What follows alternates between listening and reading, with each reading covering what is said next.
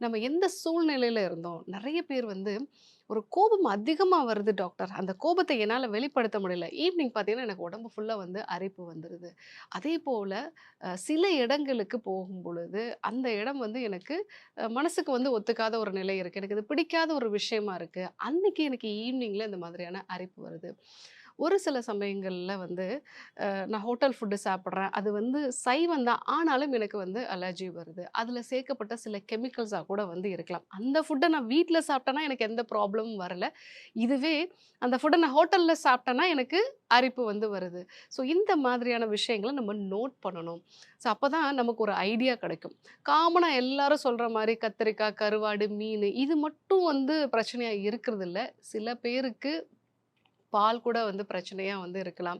சில பேருக்கு வந்து ஹோட்டல்ல சாப்பிடக்கூடிய சில மசாலா சேர்ந்த பொருட்கள் வந்து அலர்ஜிய வந்து கிரியேட் பண்ணலாம். ஸோ அதனால நம்ம அது எல்லாத்தையுமே வந்து நோட் பண்ண வேண்டியது அவசியம்.